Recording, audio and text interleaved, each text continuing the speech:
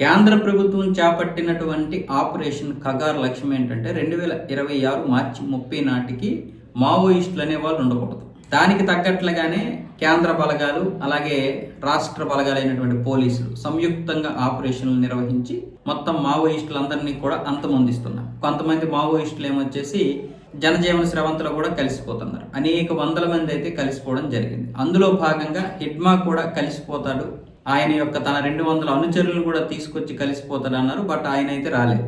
ఇంచుమించు ఆయనకి 4 నుంచి 6 కోట్ల రూపాయల రివార్డు కూడా ఇవ్వాలని కేంద్ర ప్రభుత్వం చూసింది.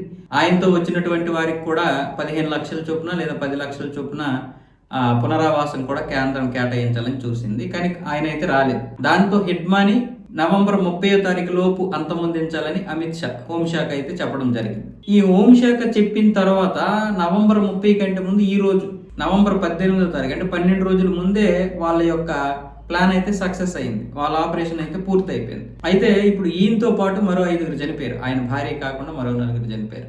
ఇక్కడ మన మారేడుపల్లి దగ్గర అల్లూరు సీతారామరాజు జిల్లా మారేడుపల్లి దగ్గర జరిగినటువంటి ఈ ఎన్కౌంటర్లో చనిపోయారు. అలాగే అక్కడ ఛత్తీస్గఢ్ సుక్మా జిల్లాలో కూడా కొంతమంది చనిపోయారు. పోలీసులు మావోయిస్టులు ఎదురు కాల్పుల్లో చనిపోవడం జరిగింది. ఇక్కడ ఇంకో విషయం ఏంటంటే 2026 మార్చి 31 నాటికి మావోయిస్టులు లేకుండా చేయడం మంచిదే. ఎందుకంటే గిరిజన ప్రాంతాలు కూడా అభివృద్ధి చేయాలని మీరు అనుకుంటున్నారు. అవినీతి నాయకులను కూడా అంతమొందించాలి. ఈ అవినీతి వల్లే కదా అసలు దేశం వెనక్కి వెళ్ళిపోయింది. వాళ్ళ వల్లే కదా ఇప్పుడు వీళ్ళందరూ కూడా ఈ విధంగా ఎంచుకోవడం జరిగింది. కాబట్టి సమస్య ఉందంటే అక్కడ పరిష్కారం మనం క్షేత్రస్థాయిలో చూడాలి. అవినీతిని అంతమొందించాలి. ప్రస్తుతానికి బీజేపీ వచ్చి బాగానే అంతమొందించింది. కానీ పూర్తిగా అధికారుల్ని నాయకుల్ని కంట్రోల్ చేయాలి. అందరినీ కూడా అవినీతి రహితులుగా చేయాలి. అప్పుడు అందరి జీవితాలు కూడా బాగుపడితే ఎవరు కూడా రోడ్లు ఎక్కరు, ఎవరు కూడా ఈ విధంగా అడవుల్లోనో తుప్పల్లోనో తిరగాల్సిన కర్మ వాళ్ళకి ఉండదు. కాబట్టి కేంద్ర ప్రభుత్వం దీని మీద కూడా దృష్టి పెట్టాలి. అవినీతి పరుల్ని సస్పెండ్ చేసి వదిలేసి మళ్ళీ 1-2 సంవత్సరాల తర్వాత వాళ్ళ ఉద్యోగం వాళ్ళకి ఇస్తే ఏంటి ఉపయోగం? అది అవినీతిని ప్రోత్సహిస్తున్నట్లే ఉంది. అవినీతి చేస్తున్నట్లుగా దొరికాడా వాడికి సరైనటువంటి శిక్ష వేయండి. డిస్మిస్ చేయడంతో పాటు మొత్తం వాడి ఆస్తులను జప్తు చేయండి. వాళ్ళ కుటుంబంలో ఇంకా ఉద్యోగమే రాదని చెప్పండి అవినీతితో దొరికితే.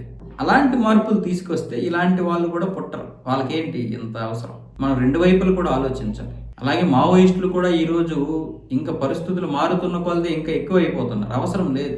మీ వల్ల అక్కడ కొన్ని ప్రాంతాల అభివృద్ధి కూడా సాధించడం లేదు. అంటే అటువైపు ఎవరు వెళ్ళడం లేదు, ప్రభుత్వాలు రావడం లేదు. కాబట్టి ఈ ట్రైబల్ ఓట్లకు కూడా హక్కు ఉండాలి, విలువ ఉండాలి. అలా ఉండాలంటే అందరము సమన్వయంగా పనిచేయాలి.